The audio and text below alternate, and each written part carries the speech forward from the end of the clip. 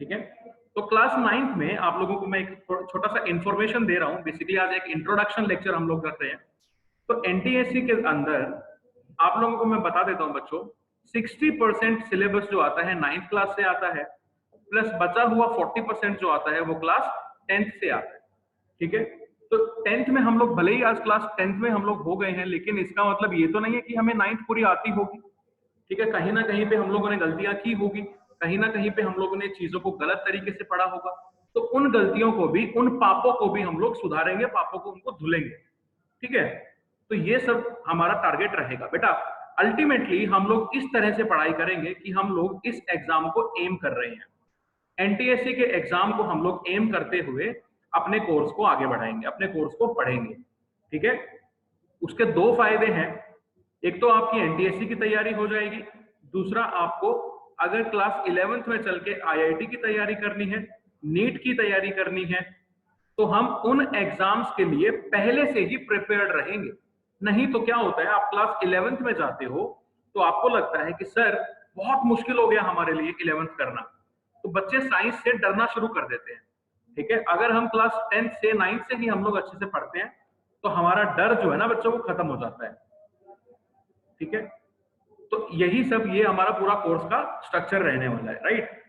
तो आज शुरुआत कर रहे हैं हम लोग, एक बहुत छोटे से सवाल से मैं शुरुआत कर रहा हूं, क्योंकि आप लोगों को पता चल चुका है आप कौन सा सब्जेक्ट पढ़ने वाले हो।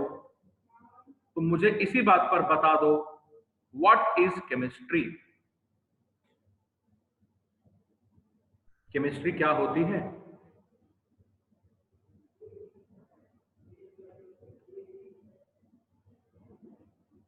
बताइए, व्हाट इज केमिस्ट्री? कौन बताएगा? जो बताएगा उसको मेरी तरफ से एक डेयरी मिल्क। जैस्मिन बताएगी। जैस्मिन बता बेटा।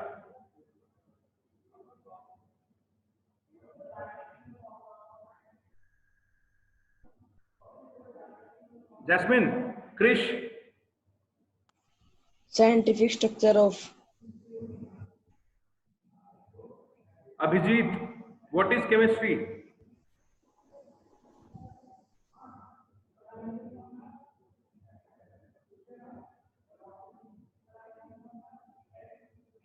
पायल, मैं बता बताऊं? बेटा, केमिस्ट्री क्या होती है? Scientific study of structure of substance and what happen to them in different condition or when mixed with each other. Okay, देखते हैं। पायल बता बच्चे। देखो डरना नहीं है, बिल्कुल फ्रैंकली हम लोग यहाँ पर सीखने के लिए आए हैं। डरना तो बिल्कुल भी नहीं है। ठीक है। क्योंकि हम लोग जितना अच्छे से सीखेंगे उतना हमारे लाइफ में आगे भी काम आएगा। डरना नहीं है, बिल्कुल भी नहीं डरना। निकाल दो, डर नाम का शब्द ही निकाल दो जिंदगी से। तुम्हें एक ऐसी ऐसी दुनिया में ले चलूंगा ना, तुम लोग बोलोगे अरे सर मजा आ गया, सर मजा आ गया। ठीक है। बता बेटा, पायल बता बेटा, व्हाट इज केमिस्ट्री?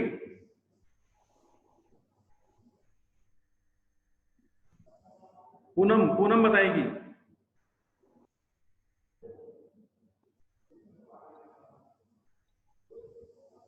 चलो, मुझे लगता है शायद आप लोग। Hello sir.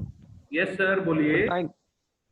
सर सब्सटेंस की स्टडी को कहते हैं, मतलब साइंटिफिक स्टडी ऑफ सब्सटेंसेस को कहते हैं केमिस्ट्री। तो ओके, देखते हैं। देखो बच्चों, बिल्कुल जीरो से उठेंगे, बिल्कुल जीरो से। दिमाग में ये डाल लो कि आज तक हमने जो पढ़ा है वो एक लाइफ का फेज था। आगे जो हम सीखने वाले हैं वो लाइफ का एक बहुत अच्छा टाइम आने वाला है जब फाइनली हम लोग चीजों को समझ के पढ़ेंगे।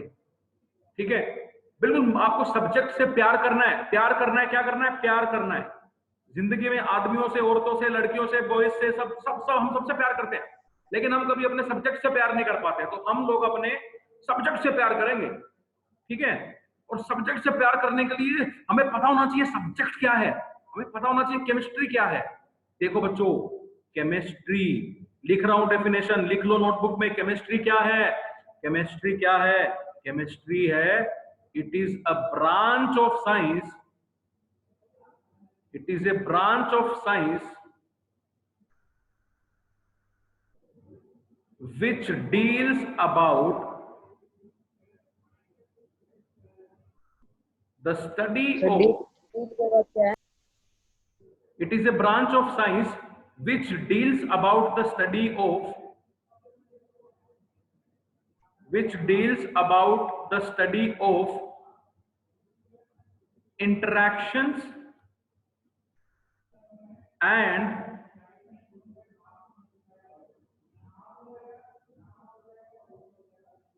properties of matter.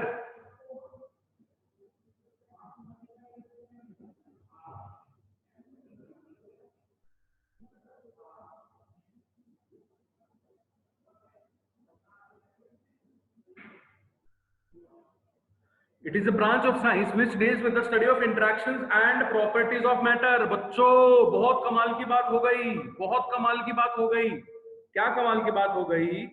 ये बोल रहा है कि केमिस्ट्री तो वो ब्रांच है साइंस की जो बताती है किसके बारे में, इंटरेक्शंस के बारे में और प्रॉपर्टीज के बारे में, किसकी, मैटर की। किसकी? मैटर की। बच्चों मैटर क्या होता है? ये वो वाला मैटर नहीं है जब आप किसी से लड़ लेते हो और घर पे फोन करके बोलते हो मैटर हो गया। ये वो वाला मैटर नहीं है। ये कौन सा मैटर है? कौन बताएगा? What is matter? Which occupies space. Ajay, Jasmine, Krish, Payal, बोलो, कुछ तो बोलो, मुंह तो खोलो दोस्तों। Which occupies space. ठीक है, विच ऑक्यूपाइड स्पेस। ओके, और कोई जल्दी जल्दी ट्राई करो। Which occupies space and volume. Which occupied space and volume. बेटा स्पेस और वॉल्यूम एक ही चीज होती है। और कोई जल्दी जल्दी। जैस्मिन बताएगी। जैस्मिन चल बेटा, तेरी बारी है अभी, फटाफट।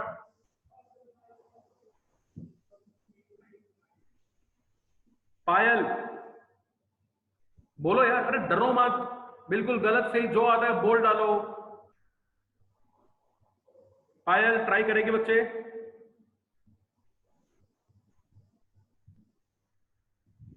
लगता है पायल और मास होता है। बिल्कुल भी ट्राई नहीं करना चाहते। ऐसे मजा नहीं आएगा यार। अगर तुम लोग नहीं बोलोगे तो फिर मुझे मजा नहीं आएगा पढ़ाने में। दोनों साइड से रिस्पॉन्स करना जरूरी है बच्चों। चलिए कोई बात नहीं। Yes sir. मैटर क्या होता है मैं बताता हूं। मैटर क्या होता है? एनीथिंग, दुनिया में कोई भी ऐसी चीज, एनीथिंग, एनीथिंग का मतलब दुनिया में कोई भी ऐसी चीज जिसके पास, anything that has some mass, occupies some space and can be perceived by our senses. अरे सेंसेस कौन सी होती हैं? सेंसेस कौन सी होती हैं? नाक, आंख, टच और कान। और क्या होता है? टेस्ट होती है कि नहीं? बोलो स्मेल। अरे बोलो हाँ या ना, होती है कि नहीं?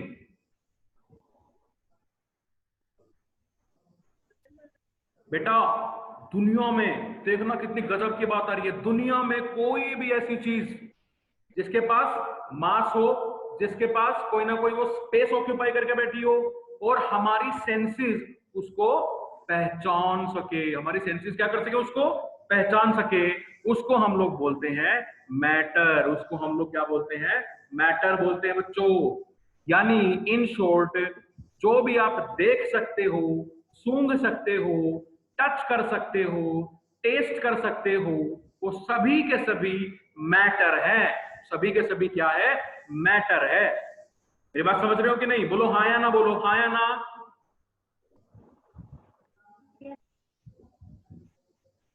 बोलिए। Yes sir. वही सारी चीजें मैटर कहलाई जाएंगी। ठीक है। अब बच्चों मैटर को, आप लोगों को पता होगा, मैटर को दो तरीके से डिवाइड किया जाता है, on the basis of physical characteristics, on the basis of chemical characteristics.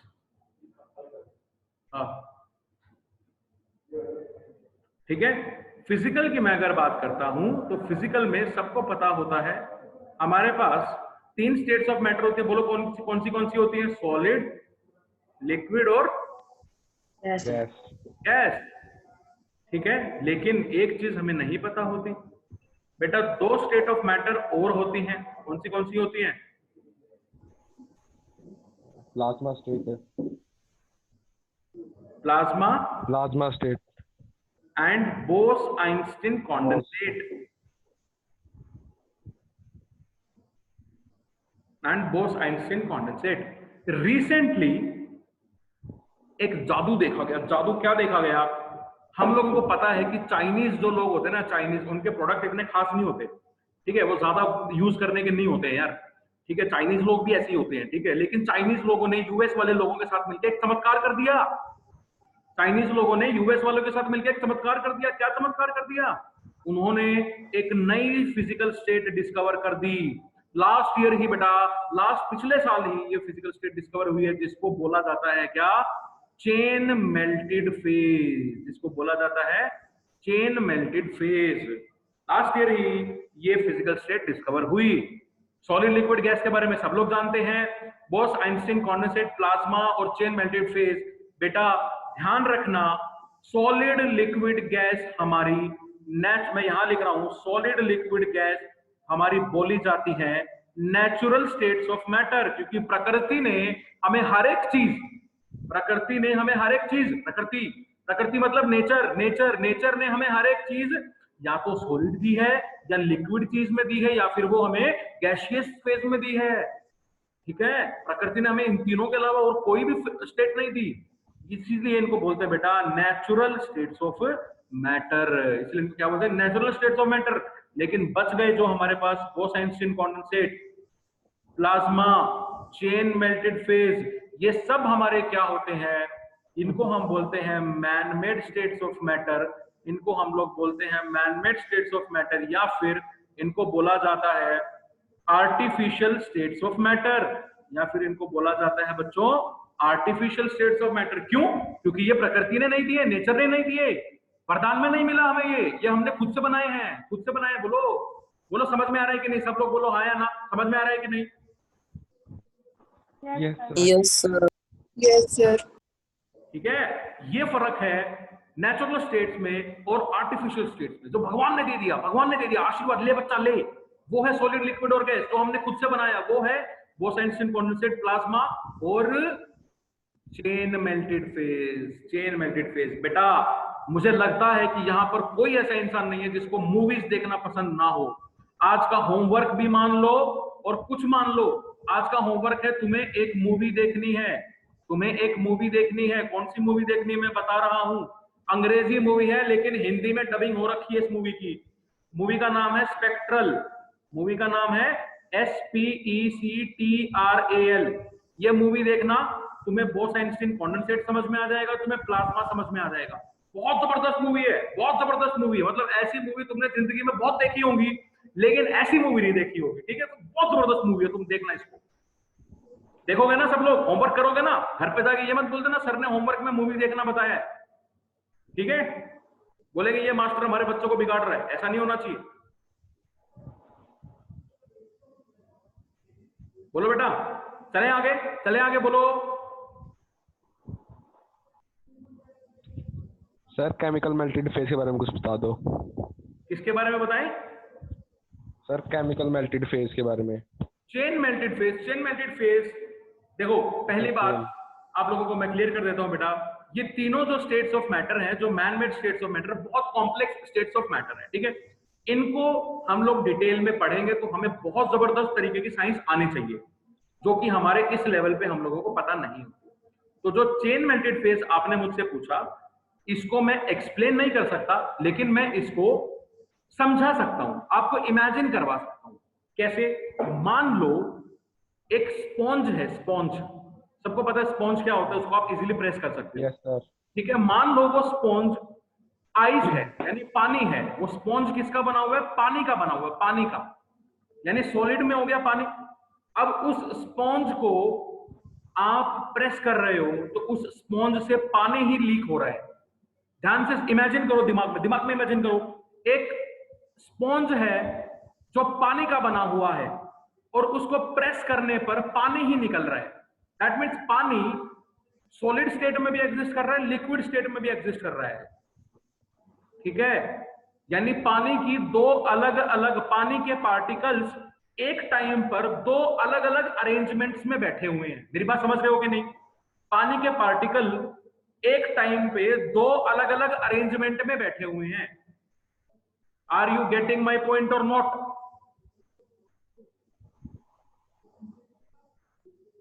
उसी को बोलते हैं चेन मेल्टेड फेज। बोल बेटा अभिजीत। No sir. समझ में नहीं आया? आ गया सर। ओके ओके, चलिए होमवर्क मैंने आपको दे दिया, स्पेक्ट्रल मूवी देखनी है। ये मूवी देख के नेक्स्ट क्लास में हम लोग इस मूवी के ऊपर डिस्कशन करेंगे कि क्या क्या आपने मूवी में देखा, क्या क्या आपने सीखा मूवी से। ओके, अब आगे चल के मैं आप लोगों से मेरा अगला सवाल, आज की डेट का मेरा अगला सवाल है। आप लोगों ने 9th क्लास में 8th क्लास में इसको बहुत बार पढ़ा है, बहुत बार, मतलब हजारों लाखों बार आपने इस चीज को पढ़ा है, ठीक है। और मैं आपसे आज 15 लाखवीं बार पूछ रहा हूं, what is an atom?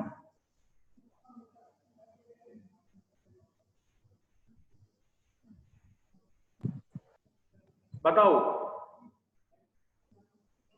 Smallest unit of matter. एक एक करके एक एक करके एक एक करके एक एक करके एक एक करके बोलो, एक एक करके बोलो। बोल बेटा, पायल बोल रही थी पहले, बोल पायल। Smallest unit of matter. Smallest unit of matter, अच्छा जी, चलो भाई स्मॉलेस्ट यूनिट ऑफ मैटर लिख देता हूं पहले मैं, स्मॉलेस्ट यूनिट ऑफ मैटर। अगली बात बोलो भाई, अगली बात कौन बोलना चाह रहा है? अगली बात कौन बोलेगा? और कोई? जैस्मिन बोल बेटा। Made up of tiny particles. क्या? Made up of tiny particles. Made up of any particle? Teeny, sir, teeny particles. Tiny particles?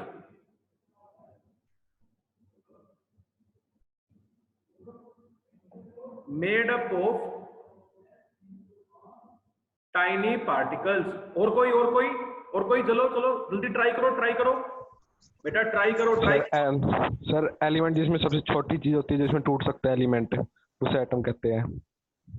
Element की सबसे छोटी चीज जिसमें कोई भी चीज जिसमें वो टूटता है उसको हम लोग यस सर। लेकिन एलिमेंट तो बने किससे हैं?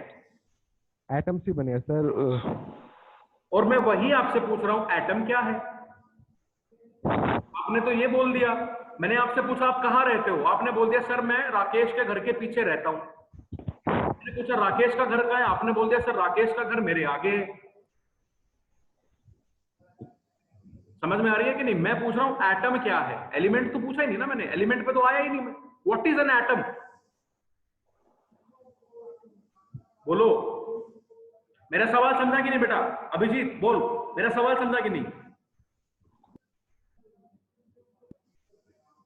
यस सर, समझ गया। अब बता। सर एटम जिसमें इलेक्ट्रॉन्स, न्यूट्रॉन, ये न्यूक्लियस वगैरह जिसमें होते हैं, तीनों प्रोटॉन्स, इलेक्ट्रॉन्स, क्या होता है क्या नहीं होता, मेरे ख्याल से अभी और कोई ट्राई नहीं करना चाहता है, तो ठीक है, बेटर मैं ही बता देता हूं। बेटा आप लोगों ने जितनों ने भी स्मॉलेस्ट बोला है, ये बात तो बिल्कुल ये तो सरासर गलत है। Made up of tiny particles, ये तो काट दो आप। और जिसने स्मॉलेस्ट यूनिट ऑफ मैटर बोला है, सही ये भी नहीं है, ये भी काट दो आप, ठीक है। क्यों काट दो? क्यों काट दो भाई? हमने तो बताई, हमने तो यही पढ़ा है, हमारे टीचर्स ने यही पढ़ा है, क्यों काट दो? देखो हर एक चीज का रीजन होता है मेरे बच्चों, हर एक चीज का रीजन होता है, बिना रीजन के कोई बात नहीं होती साइंस में। देखना एटम के अंदर हमें यह पढ़ाया गया था क्लास 9th में कि सर एटम के बीच में होता है न्यूक्लियस, इसके चारों तरफ घूमते हैं इलेक्ट्रॉन्स, इसके अंदर होते हैं न्यूट्रॉन्स और प्रोटॉन्स। बेटा ये बताओ, अगर एटम स्मॉल होता तो क्या आप कभी एटम को तोड़ पाते?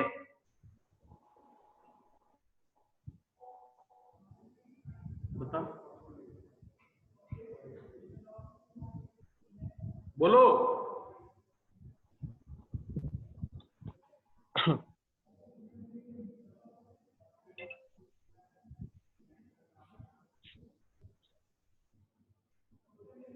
2 मिनट रुक जाओ।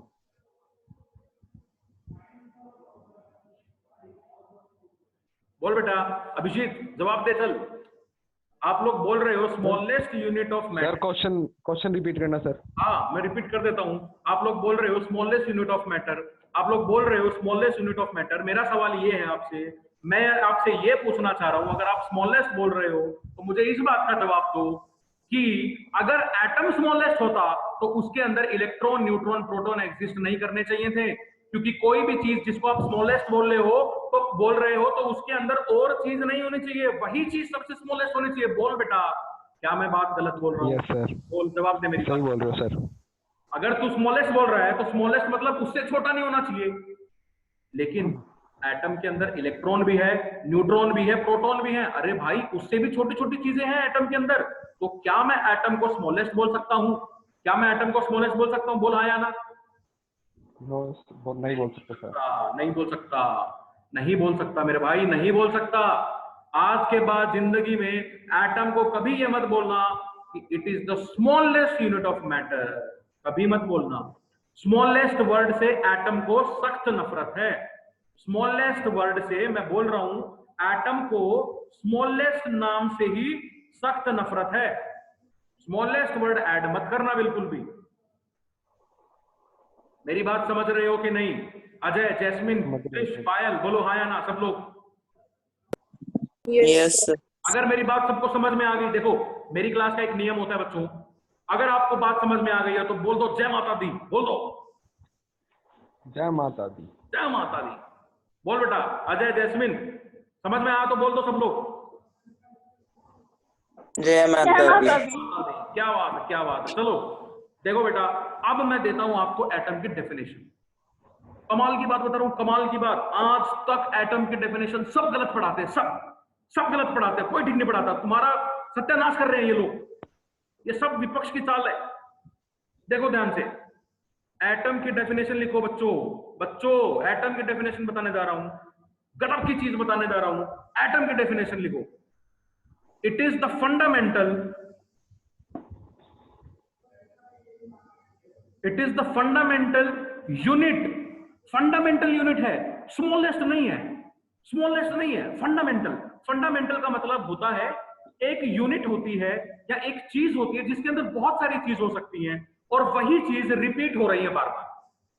ठीक है, हम लोग स्मॉलेस्ट की बात नहीं कर रहे हैं, हम लोग फंडामेंटल की बात कर रहे हैं। मतलब वैसी वैसी बहुत सारी यूनिट्स हो सकती है। अब वो एक जो यूनिट है उसके अंदर बहुत सारे लोग हो सकते हैं। जैसे एक एग्जांपल के तौर पे एक रूम है, रूम के अंदर 20 बेंच हैं, तो मैं उस रूम को स्मॉलेस्ट नहीं बोल सकता, क्योंकि उस रूम के अंदर बेंच भी है जो उस रूम से भी छोटा है। ठीक है बेटा, लेकिन मैं उस रूम को फंडामेंटल बोल सकता हूं। क्यों? क्योंकि एक अगर स्कूल है, उस स्कूल के अंदर बहुत सारे रूम है और हर रूम में अगर 20 बेंच है तो वो एक रूम जिसके अंदर 20 बेंच है उसको फंडामेंटल यूनिट बोल सकते हो, क्योंकि उससे पूरा स्कूल बना है। बट आप उस रूम को स्मॉलेस्ट नहीं बोल सकते हो, क्योंकि उसके अंदर बेंच भी है जो उस रूम से भी स्मॉल है। मेरी बात सबको समझ में आ रही है? Yes sir. बोलो भाई, बोलो बोलो, समझ में आ रही है कि नहीं? आ रही है सर। Yes. आ रही है ना? अब देखो एटम की डेफिनेशन क्या है, एटम की डेफिनेशन आ रही है, it is the fundamental unit of matter. It is the fundamental unit of matter. बेटा मैटर बना ही इससे है, मैटर बना किससे? एटम से। It is the fundamental unit of matter, it is the fundamental unit of matter, it is the fundamental unit of matter which retains its identity, which retains its identity during any chemical rearrangement, during any chemical rearrangement। ध्यान से लिख लो इस बात को, पहले पहले लिख लो बेटा इस बात को, फिर मैं समझाता हूं इस बात को जो मैंने लिखी है इसका मतलब क्या। इसको लिख लो पहले, लिखते ही बोल देना जय माता दी।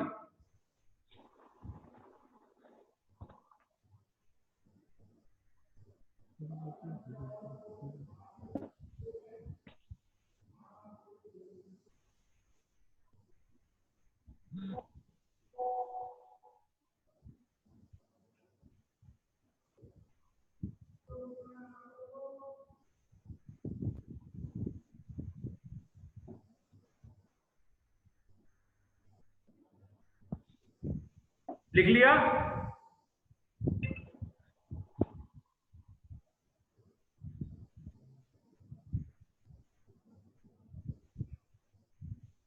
बेटा लिख लिया हो तो बोलो, जल्दी बोलो, जल्दी। Yes sir. लिख लिया सर। अजय, क्रिश, पायल, पायल बोल बेटा, लिख लिया क्या? Yes sir, लिख लिया। ठीक है, डेफिनेशन समझो, डेफिनेशन समझो क्या बोल रहा है। फंडामेंटल यूनिट तुम लोग समझ गए हो, फंडामेंटल यूनिट तुम लोग समझ गए हो। मैं स्मॉलेस्ट नहीं बोल रहा हूँ, फंडामेंटल बोल रहा हूँ। फंडामेंटल यूनिट आप लोग समझ गए हो, ठीक है। जो अपनी आइडेंटिटी को रिटेन करता है, जो अपनी आइडेंटिटी को रिटेन करता है। बेटा आइडेंटिटी रिटेन करने का मतलब क्या है? आइडेंटिटी रिटेन करने का मतलब क्या है? मेरा नाम रजत है, मेरा ये हाथ तोड़ दिया तो क्या मेरा नाम सत्यवान हो गया? क्या मेरा नाम सतपाल हो गया? क्या मेरा नाम और क्या नाम हो सकते हैं? तो गंदे गंदे नाम बताओ, हरियाणा में क्या क्या होते हैं यार? रामफल हो गया। बोलो, मेरा एक हाथ नहीं होगा तो क्या मेरा नाम बदल जाएगा क्या? बोलो। No sir. नहीं बदलेगा बेटा। सोडियम ने, मान लो सोडियम ने पानी से रिएक्शन की, ठीक है। मैं ये भी बताऊंगा आने वाले सेशन में कि ये रिएक्शन के बाद जो मैं प्रोडक्ट लिख रहा हूं वो कैसे लिखे, सब बताऊंगा, सब कैसे कोई रिएक्शन का प्रोडक्ट लिखना पड़ता। आज के बाद ध्यान रखना, रिएक्शन रटनी नहीं पड़ेगी, गारंटी दे रहा हूं, रिएक्शन रटनी नहीं पड़ेगी, ठीक है। सोडियम में पानी डाला तो हमेशा बनता है सोडियम हाइड्रोक्साइड और हाइड्रोजन नामक गैस निकल जाती है, और हाइड्रोजन नामक गैस निकल जाती है। बेटा यहां पर भी मैं Na को सोडियम बोल रहा हूं, और NaOH जिसका नाम है सोडियम हाइड्रोक्साइड, जिसका नाम है सोडियम हाइड्रोक्साइड, उसमें भी क्या है? Na प्रेजेंट है ना। और इस Na को भी मैं क्या बोलूंगा? ये Na भी क्या बोलूंगा? सोडियम ही तो बोलूंगा। ऐसा तो नहीं है ना कि सोडियम ने जब सोडियम हाइड्रोक्साइड बनाया तो ये सोडियम की बजाय रामफल हाइड्रोक्साइड बन गया हो या सतपाल हाइड्रोक्साइड बन गया हो। ऐसा हुआ है क्या? बताओ। हाँ भाई अभिजीत, ऐसा हुआ है क्या? No sir. No sir. नहीं हुआ। इसका मतलब हर वो चीज जो किसी भी केमिकल रिएक्शन के बाद, what is chemical rearrangement? Chemical rearrangement is nothing but chemical reaction. आऊंगा इस बात पे भी। केमिकल रीअरेंजमेंट का मतलब ही ये होता है कि कोई केमिकल रिएक्शन हुई है। रीअरेंजमेंट का मतलब यही होता है कि कोई ना कोई केमिकल रिएक्शन हुई। बेटा पहले पानी ऐसा था, पहले पानी इस शेप में था, सोडियम ऐसे था, ठीक है। अब सोडियम ने ये पकड़ लिया, बचा एक हाइड्रोजन। अब अकेला हाइड्रोजन एग्जिस्ट करता नहीं है, तो इसने पानी को बोला कि एक पानी का मॉलिक्यूल और ले लो। तो इस पानी के मॉलिक्यूल में एक सोडियम ने एक OH और उठा लिया, एक OH इस सोडियम ने और उठा लिया, बचा एक हाइड्रोजन। इस हाइड्रोजन और इस हाइड्रोजन ने मिलके बना ली H2 गैस। तो आप इसको जब बैलेंस करोगे, इसको जब बैलेंस करोगे तो देखना, मैंने अभी मैंने ये काउंट नहीं किया कि रिएक्टेंट में कितने एटम थे, प्रोडक्ट में कितने एटम थे। मैंने तुम्हें रिएक्शन लिखना समझाया है। अब सोडियम कितने यूज हुए? बेटा 2 सोडियम यूज हुए। देखना अपने आप रिएक्शन बैलेंस हो जाएगी। पानी कितने यूज हुए? बेटा 2 पानी यूज हुए। NaOH कितने बने? NaOH कितने बने? 2 NaOH प्लस H2 गैस। बेटा देखो क्या ये रिएक्शन बैलेंस है, चेक करते हैं। Sodium 2 yes. हाइड्रोजन 2 × 2 4, हाइड्रोजन 2 इधर और 2 इधर, 4। ऑक्सीजन 2 इधर, ऑक्सीजन 2 इधर। देखो रिएक्शन अपने आप बैलेंस हो गई कि नहीं? 2 कौन सा है? कहां पे? बोलो कहां पे आया 2? बेटा एक सोडियम था, एक सोडियम ने एक पानी से OH उठाया, एक हाइड्रोजन अकेला रह गया। अकेला हाइड्रोजन कभी नहीं एग्जिस्ट करता, हाइड्रोजन अकेला कभी नहीं एग्जिस्ट करता, ठीक है। हाइड्रोजन को एक और हाइड्रोजन चाहिए या कोई और भी चाहिए, तो एक और हाइड्रोजन लाने के लिए उसने क्या किया? पानी को बोला तू एक और पानी लेकर आ, तो एक और पानी का मॉलिक्यूल आया। एक और पानी का मॉलिक्यूल आया, उसने बोला मैं किसके साथ रिएक्ट करूं? उसने सोडियम को बोला तू एक और सोडियम आ, एक और सोडियम आ गया। एक और सोडियम ने पानी से एक और OH उठा लिया और एक हाइड्रोजन बच गया। इस हाइड्रोजन ने रिएक्ट करके बना लिया क्या? H2 बना लिया। मेरी बात सबको समझ में आई कि नहीं? बोलो बच्चों।